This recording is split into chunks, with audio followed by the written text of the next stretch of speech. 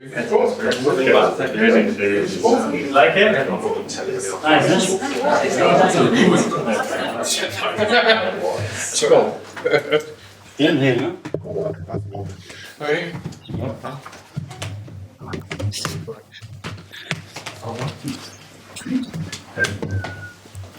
Sorry. Hey guys, hope all real good. We'll kick off the live section into a 10:30 tonight. Cameras ready at the back? All okay? We'll kick off with Gail from the Sky. Afternoon, Mikel. Hi. It's that time of week again that you love answering the first question. Fantasy football managers everywhere hanging on every single word over the next minute or so, so please tell us. I didn't see Saka training, I didn't see Calafiori training, and I didn't see Liverpool training. Are any of those players going to me? We're going to do our very best to somehow have them available, but obviously it's very, very uncertain. For all three? Mm-hmm. Calafiori, first of all then, that injury, well, the incident looked pretty gruesome. Yeah. It looked bad, did it? How bad did it look? He needs some more tests. Yesterday he had some, today he's going to have some more, and from there we will know. Because last time as well we thought it was really bad, and he ended up playing 2 days after or 3. So let's see how it is. But he won't make Sunday, will he? If you're still doing tests, it's too risky. Yeah, well, I said that last time it happened, but this time might be different. Saka hadn't trained, you said when you spoke before the game on Tuesday. Has he done any sort of training? Yeah, he's done a bit of training on the grass. How far we can get him to Sunday, that's a different question. We have another day, which is the good thing that this week had an extra day, but we will see. And just finally then, is Timber training on the grass? Is he close? How close would you say he is? Yeah, Timber, again, is the first session that he could have some involvement. He's been out for a while. We expect him to be further back where he is at the moment, but again, we have to wait and see. We like to work as hard, don't we, on Friday to glean this information. Saliba, we know, is not going to be available. No. He's obviously played every minute, hasn't he, since the start of last season. Yeah. So I guess you don't know fully what options you've got yet, but how do you go about filling that sort of void? Well, we have different options, players that already played there before. It's true that partnership has been very stable. As you said, he's played every single moment. He's not available. We have to find a different solution, which is something that as a team we need to be good at as well. And you talked about coming out flying. You're going to be flying on Sunday. I wondered, after maybe a slightly flatter performance but a win and off the back of a defeat, whether you've done anything different this time. Have you given them a bit of time off? Have you changed things up a bit just to look for that edge to get those wins, I guess, for Sunday against Liverpool? Yeah, obviously after the defeat with 10 men at Bournemouth, we have to pick ourselves up. I think we started the game so well. The first half was really good. It should have been very different with the scoreline. It didn't, and at the end it left you this feeling that it should have been more. They had a day off, 2 days to prepare the game like we always do, and it's a big match. We are excited about it. It's a big opportunity. We love these kind of matches at the Emirates. We know what our people is going to generate, and the team is really looking forward to it. Okay, go to Alex from the Premier League. Hi, Mikel. Hi. Fine margins can make a difference in games like this one. Yeah. What are you hoping will give your team the edge against Liverpool? Yeah, that things go our way, and we play the game that we want to play, that we play with that dominance. We've done it in the past, we've done recently, and play with that belief, with that energy, and with that commitment that is necessary in a big match like this. In the summer, you said you'd heard great things from some of your players about Arne Slot. Has what you've seen from him from the start of the season confirmed everything that you heard? Yes, very good. Obviously, they're in a really good moment. They're in a great run.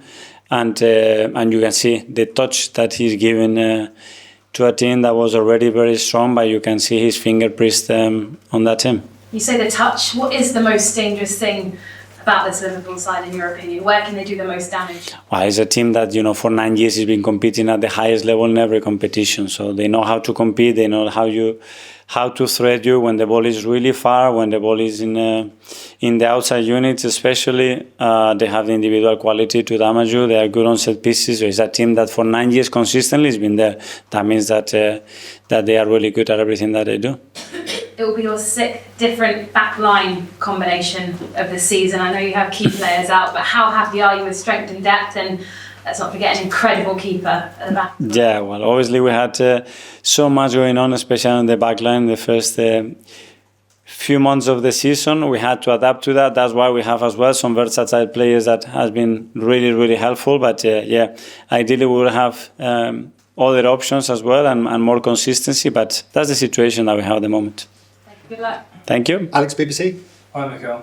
Do you feel hard done by it that you've had so many injuries at this stage of the season that's maybe stopped you from playing your best football? This is the game, Obviously, we didn't want to be in that situations, but we are really lucky as well to have the squad that we have, to have the players that we have, to have the attitude that we have when it comes down to reacting against a difficult situation. And don't feel sorry for ourselves. Face it. We are a team that we know how good we are as well and how difficult we can be for the opponents. And having that ruthless mentality in the team is something that I love. You mentioned the mentality there. Will this game require a different type of mentality? So many key players potentially out to try and get a result against a team like Liverpool. Yeah, but we're always going to be ourselves, in the things, in the identity that we have, in the game that we want to play, in how we're going to approach the game to win it. That's certainly not going to change. Then obviously you adapt and you make certain alterations to fit the quality of the players and put the players in their biggest strength, which is what we want to do. There's been some positive moments for Miles, Lewis Skelly and Ethan Nwaneri this season. Is there a possibility they could start the game on Sunday? Is it too soon for young players like that to come in? They are there, they are in contention. They are always giving us the option and the possibility to start the game. Miles came on the other night and he did really well. Ethan the same. So they are first team players. They are with us and we treat them and we value in the same way as any other player. Ian, top score. Hi, Mikel. How are you? Good, thank you. With the likes of Lewis Skelly and Nwaneri, is it a case of maybe this is actually a good game for them to come in and play because the crowd will be up for the game and actually young players, as you know, you're a young player, sometimes can play without fear? Yes, for sure. That's certainly something that they don't feel much, especially those two, and that's something really positive. It brings the crowd together as well. It creates energy in the team. That's something really good. It's about throwing in the best moment with the right players around you, which is something really important as well. So you wouldn't be scared to do it? No. Well, we did in a Champions League game the other day, so. In terms of Liverpool, you mentioned there the last 9 years they've been competing. Sometimes we don't mention them as much as Man City, but are they on a par in your eyes as being Championship challengers every year as well as Man City? Yeah, for me they are one of the best teams in the last decade and certainly in the history of this Premier League because they competed against a team that was creating record after record and they were consistently. That shows a lot of relentless and winning mentality to consistently, but even you at some point feel that you could not reach it. So that's a big credit to them and the way they've done it with a very clear identity. So that's something remarkable in my opinion. And last one on you, with the injuries, with the suspension, off the back of losing at Bournemouth last week, is this your biggest test for 2 or 3 seasons as Arsenal manager, or is this the sort of thing that you will absolutely relish because you can go and prove a lot of people wrong or something? I need to go on the hard drive, but I think we have very, very difficult moments or challenging moments. I don't think this is one of them. Yeah, we are so energized. We play Liverpool at home. We really want to play. We have a magnificent squad. The atmosphere is going to be tremendous and really looking forward to the game. Thank you. Hi, Mikel. Hi. If you were to lose this game, you'll be 7 points. You were going to win it. If you were to win it as well, you'll be even closer. I don't think about that. I think about... Too early to think about that. I never think about what if we lose it. I think is everything that we do is to win it. So in my preparation, I don't spend 1 second if we lose it.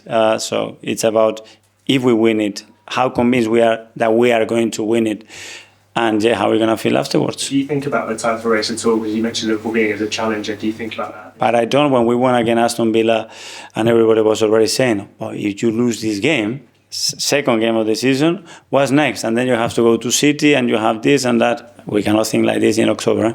Simon? Mikel, just in the sort of era we live in now, social media, news and everything, I just wonder for you, how important is it keeping information inside the club and stopping leaks, and how much is that something that you've worked on as a manager, particularly when we're all trying to find out the injury news? Especially against team news, yeah? Yeah, that's something I understand. There are a lot of kids as well that they want to do their own teams, and obviously their managers and their position, but it is our job to protect that as much as possible, because you don't want to give anything away. Normal. Was it something you worked in from when you came in, stopping leaks from the club? Well, I think it's a big part of our job. We have a lot of information, a lot of sensitive information, a lot of information that a lot of people wants to have and share, and it's our obligation, our duty to maintain and protect the club and the team in the best possible way. Phil at the back there. Hi. Just going back to the injuries, do you have an understanding as to why it's happened, or do you just think it's bad luck? Well, in a lot of cases, it's been very bad luck. We have certain difficult knee injuries. We have certain traumatic injuries. We have 3 injuries with the national teams. Difficult to control, but luck. I don't know why you call it luck. What happened with Ricky the other day? What happened before with Tomiyasu?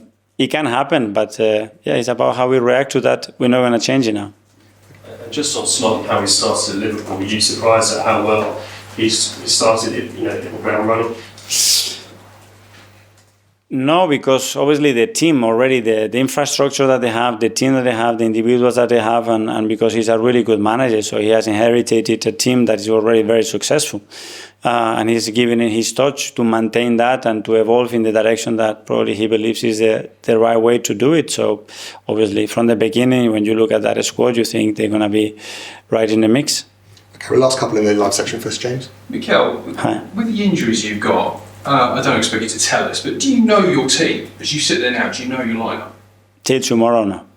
So can you just talk us through the sort of next 48 hours for you, like what the challenge is like when you've got a lot of drawing, a lot of possibilities, a lot of ifs, because probably the team that we start is not going to be the team that we finish the game. So, but this happens every week. We have to prepare for the scenarios, what happens if, what context the game throws at you, and how prepared we are after to make the changes that we need to do, who is available to play 90 minutes, who is not. That's always the case. Because you talked before about, you sort of recognised maybe you did a lot of work last season to keep players fit for so long. Particularly at the back, you were able to pick the same back four so consistently.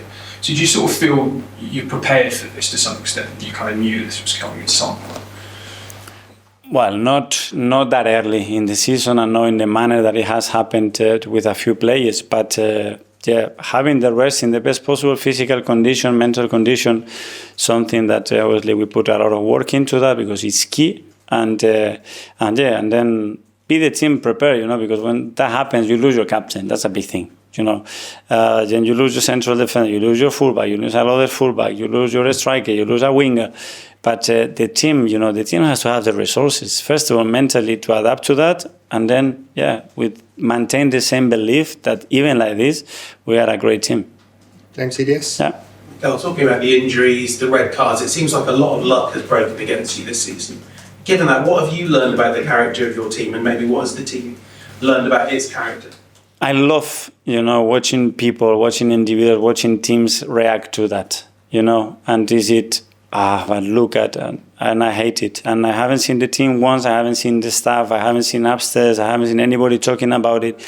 Get on with it.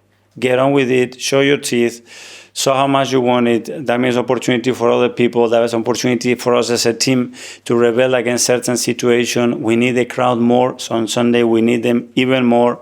Okay, I'm sure they're going to do that, and let's keep going. How do you stop yourself doing that? Because, when Ricardo goes down, you've got, that's another left back out. How do you look at it? Because it gives me zero for the next moment, for the next day, for the next preparation. It just takes things out of me. And if he takes it out of me, he's going to take things out of the staff because they are close to me, and then the players, and then believe, throw it away.